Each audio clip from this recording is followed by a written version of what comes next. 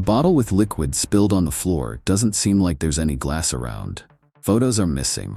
There are what look like chemical burns, probably from pine sol on her lower face, neck, and upper chest. Detectives have just stumbled onto a terrible crime scene.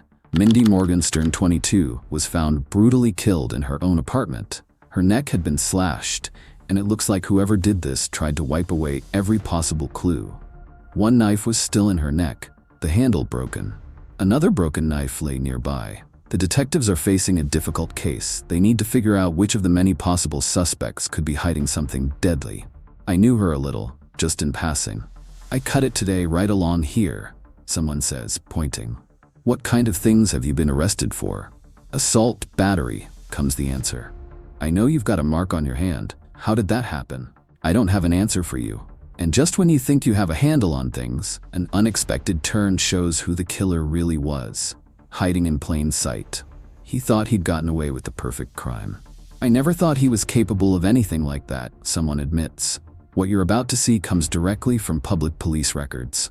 For most of the footage, this is the first time it's ever been made public. Before we dive into the full story, hit that like button. Subscribe if you love true crime documentaries, and turn on notifications so you don't miss a case. Your support helps the channel grow and keeps these stories alive, making sure victims and their stories aren't forgotten. It's Wednesday night, September 13th, 2006, in Valley City, North Dakota. Toni Ballman and her friend Danielle Holmstrom are on their way to pick up Mindy Morgenstern for a night out. But Mindy's cell phone hasn't been on since the afternoon. Toni rushes up the stairs, opens Mindy's door, and flips on the lights. What she sees is horrifying. Mindy lying dead on the floor, her neck slashed, a white belt around her waist. She feels like she's living a nightmare. I was in my car when Toni came running out of Mindy's apartment building, screaming, "I think Mindy's dead." She was pointing at something around her neck. A neighbor, hearing the frantic yelling, ran to the apartment and saw the body. Terrified, she immediately called 911. A cop responded quickly, but even he wasn't prepared for the scene inside. I saw her lying on her back. A knife was still in her neck, the handle broken off. Another broken knife was lying nearby. There was something else that made the scene even stranger, a strong, unmistakable smell of pine sol. A bottle was lying in the crook of Mindy Morgenstern's arm. Was it used to deface the body or to destroy evidence? At this point, it's unclear. There were no signs of forced entry and nothing had been taken. Mindy's wallet, cell phone, and purse were all lying right next to her. From what I could see, it didn't even seem like an attack in the usual sense. But the police noticed something odd about the condo. Several pictures of Mindy with friends and family were missing from frames. On the north wall, for example, there were no pictures at all, just one on the floor with no glass left in the frame. There were hints that someone may have been obsessed with Mindy, but nothing was certain. From what her friends knew, Mindy got home from college around 12:30 p.m. She missed a call from Toni almost immediately. Soon after, people in the building noticed a strong pine sol smell. Detectives were able to narrow down the time of the crime to that same afternoon. After the autopsy, it was determined that Mindy died between 12:45 and 1:30 p.m. The autopsy also revealed something that would later become one of the most important clues in the case. There appeared to be skin underneath her fingernails. Her fingernails were clipped, and the scrapings were sent to the state crime lab for analysis. The tiny bits of skin found under Mindy's fingernails turned out to be a major clue. But as the investigation continued, doubts started to creep up about one of the first people on the scene, Robert Linz, the neighbor who called 911. When the police learned that Robert had done something unusual at the apartment, it raised eyebrows. He had actually gone up and touched the body. That alone made him someone worth questioning. Investigators started talking to Robert while waiting for the DNA results from under Mindy's nails. He wasn't just a helpful neighbor anymore, and when they dug into his background, they discovered he had a criminal history. With that context, everything he said now carried more weight. "Okay, let's go back to Wednesday," the detective asked. "You're at home watching TV, sitting down for dinner. Then what happened?" Robert explained. "I was on the couch watching TV. Then I heard something abnormal outside. Voices, but not normal, not like usual, agitated, upset." He carefully told police what he had seen and heard. He said he'd heard Mindy's friends screaming. and when he got to the apartment, one of them asked him to check on her. At first, his story seemed plausible, until the officers noticed his hands. They were scratched and cut, fresh wounds that seemed too serious for someone who claimed he was just checking for a pulse. A detective pointed and asked, "You got a Band-Aid there?" "Yeah," Robert admitted, showing a small white bandage.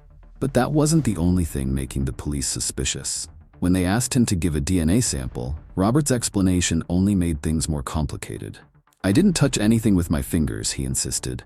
"I knocked on the door like this, then opened it like this, and when I touched her arm, I did it like this." It was an oddly specific defense, and the level of detail only made officers question him more. Eventually, he agreed to provide swabs for DNA testing. But until those results came back, the truth about Robert remained uncertain. In the meantime, police focused on Mindy's life, looking for anything that might explain why someone would target her. They started canvassing the neighborhood, interviewing friends, neighbors, and acquaintances. "I was called in," one friend recalls, beginning to piece together the story of that day. "They asked us if there was anyone we thought might want to hurt Mindy, or any reason someone would target her. We had nothing.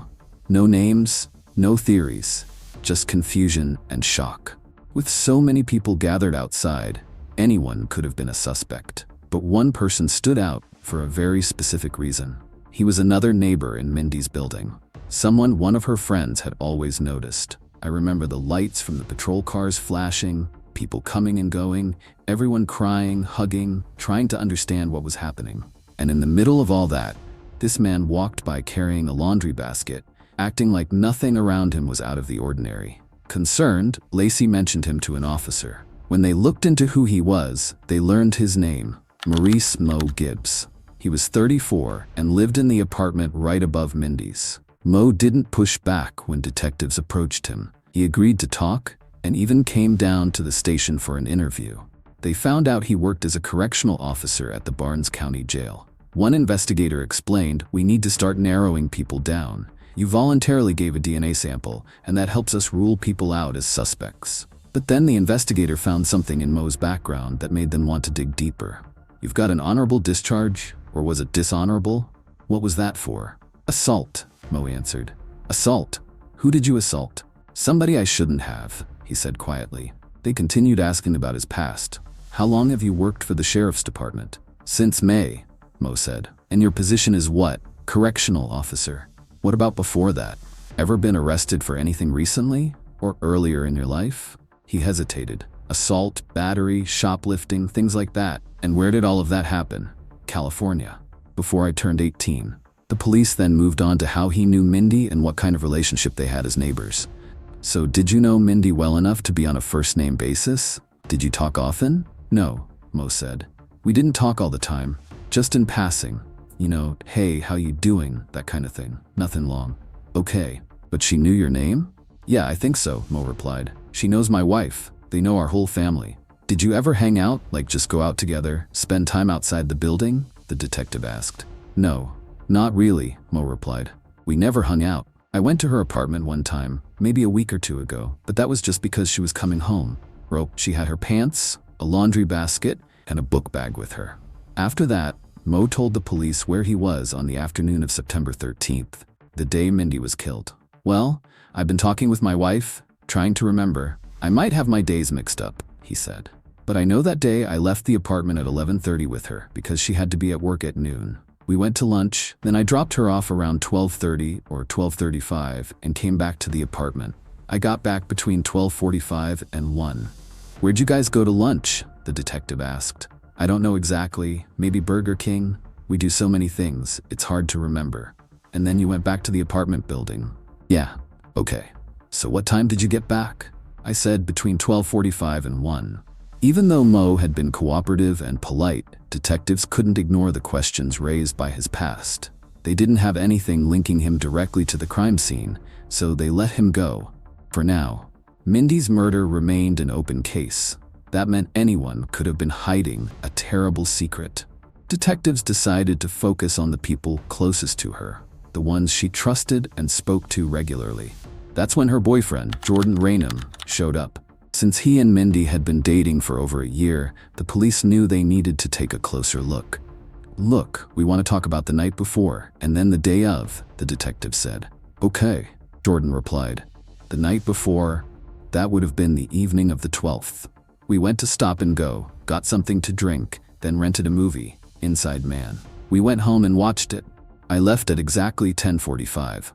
Jordan told police that he'd only spoken to Mindy once on the 13th, and that was strange in itself. Mindy usually called or texted Jordan about every little thing that happened during the day, so when she suddenly went silent, it didn't just feel odd, it scared him. He told police that he was working on the family farm when Mindy was killed, which helped confirm his whereabouts. And when the detectives asked him to provide DNA samples and take a polygraph, he didn't hesitate. He agreed to both. On the surface, it looked like he had nothing to hide. Because of his cooperation and a clean background, detectives quickly removed him from the suspect list. He wasn't a person of interest anymore, which took a key name off their radar.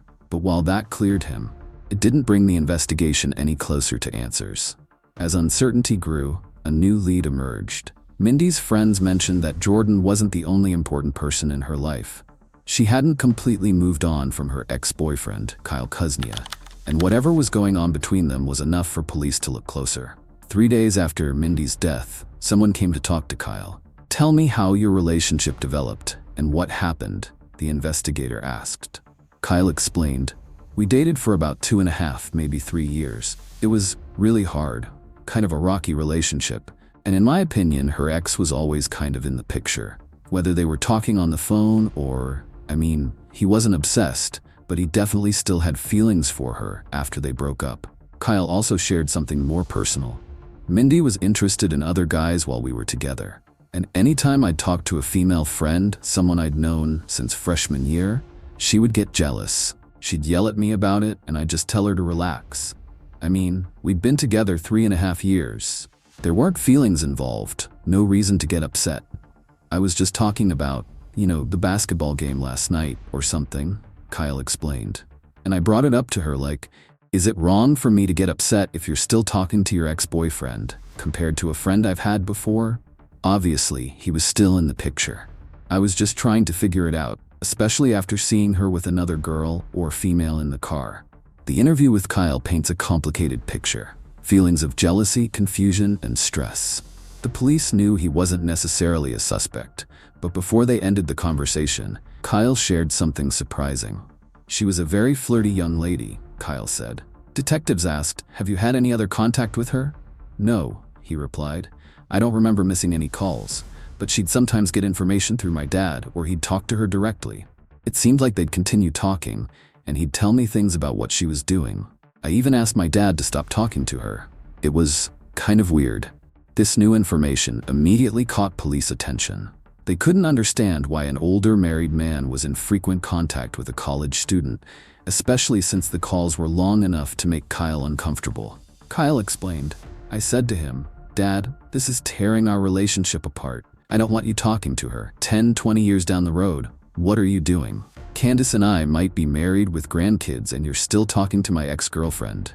That's weird.' And it really was kind of weird," he continued. "Back in June or July, I told him, either you stop talking to her, or I just won't come home for 2 years. I said he could tell Mom and the siblings why, but it was a big point for me." 2 important details from Kyle's conversation stood out to investigators. First, Mindy had been interested in more than one guy while she was still with Kyle. And second, there were questions about her relationship with that older man that detectives couldn't ignore. It didn't start to look suspicious until police could connect it to something at the crime scene. Mindy's photos were gone. When detectives saw the smashed picture frames, they couldn't help but wonder, could it have been a former secret lover? Someone who was obsessed with her? Rodney Kuznia, Kyle's father, became a person of interest. Detectives called him in for a friendly chat, though they were really trying to understand the strange connection he seemed to have with Mindy. "You and Mindy were friends?" an officer asked. "She dated your son, correct?" Rodney hesitated. She was quite the bubbly character. She reminded me a lot of my wife when she was younger. If she didn't like you, something must be wrong with you. A person like that? It just doesn't make sense." Comparing Mindy to his wife at that age blurred the lines for the detectives and made them wonder just how close Rodney really was to her. For them, it started to feel like more than a casual friendship, maybe even an obsession. Then, they got a key piece of information. One of the last calls Mindy received on the night she was killed was from Rodney. When detectives checked the voicemail, they weren't pleased. It made them question. Was it real sadness, or was it an attempt to change how people would see him afterward? Whatever the answer, the police couldn't ignore Rodney. They collected his DNA, officially making him a central part of the investigation.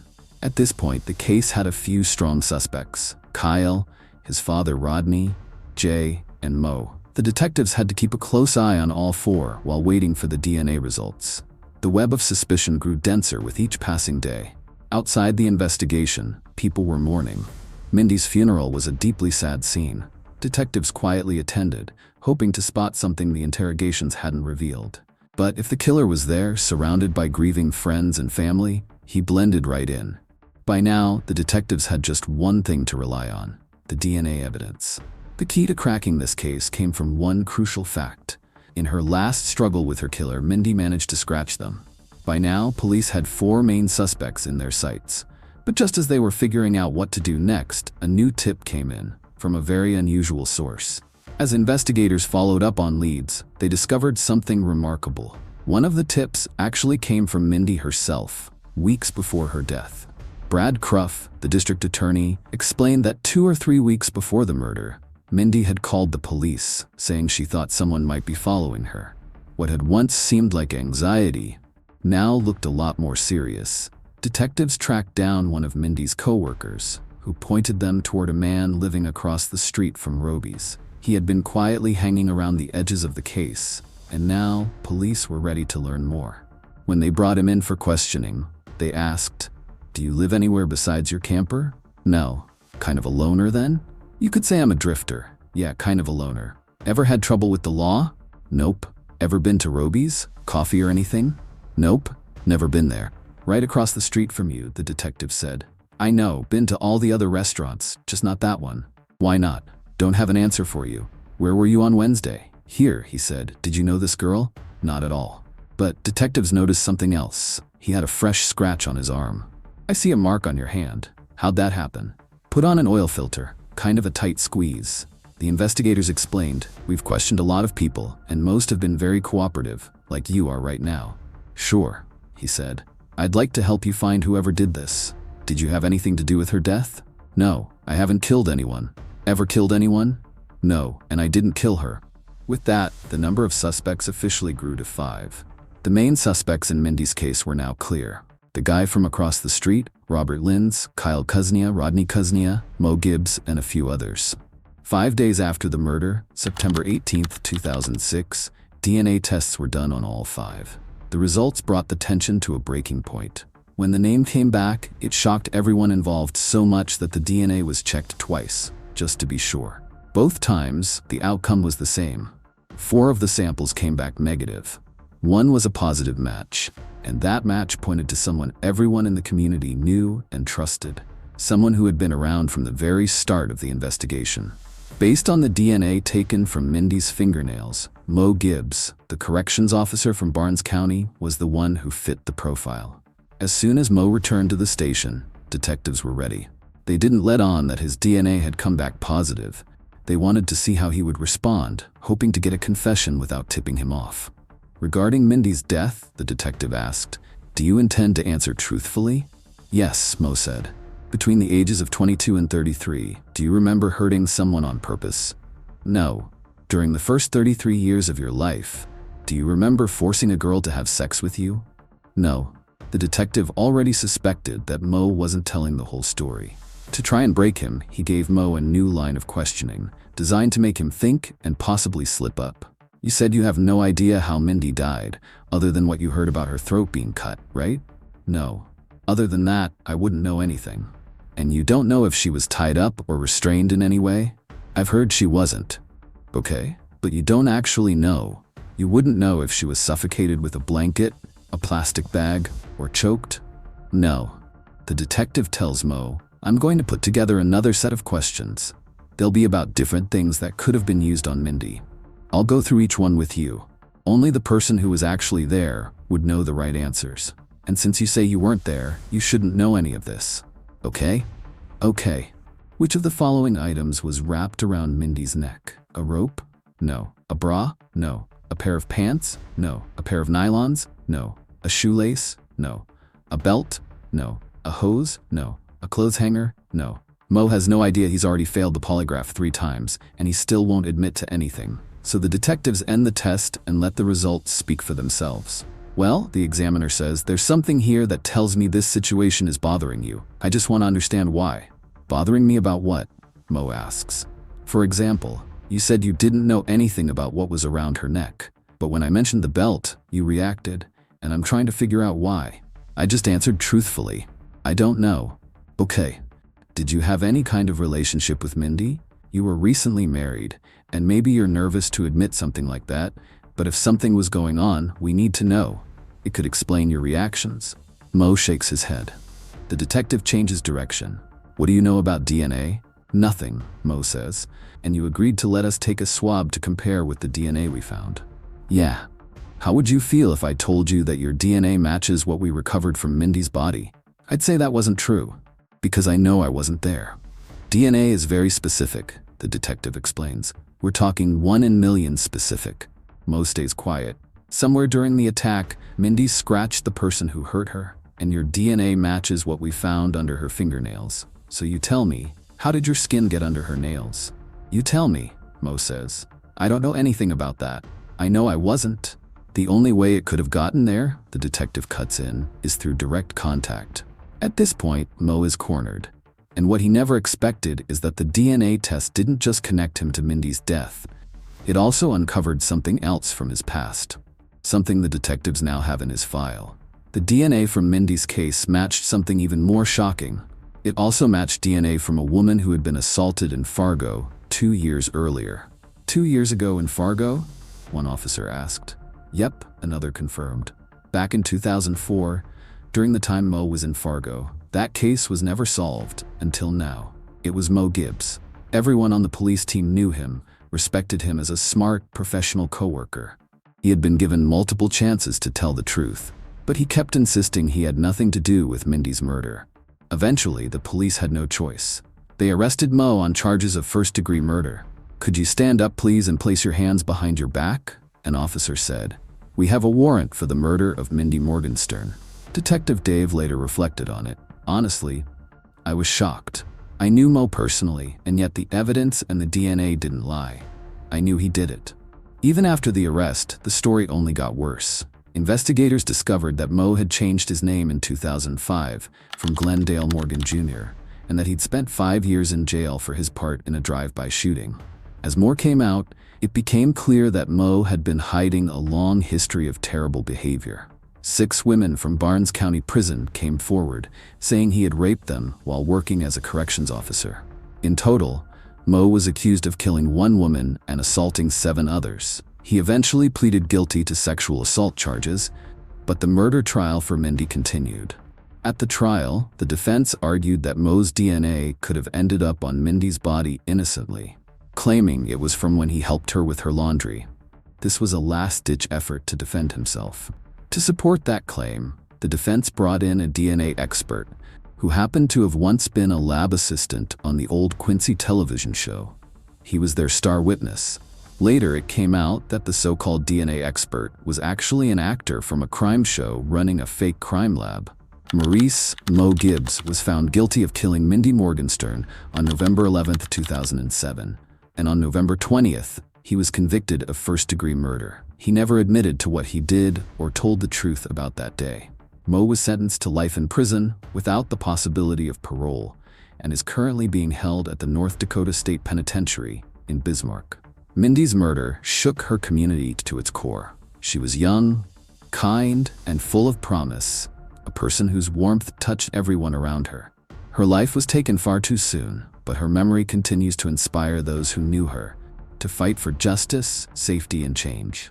Stories like Mindy's remind us that danger can hide in plain sight, but they also show the power of courage, compassion, and community. People continue to honor her name and refuse to let it fade. If you've made it to the end of this video, thank you for taking the time to remember Mindy.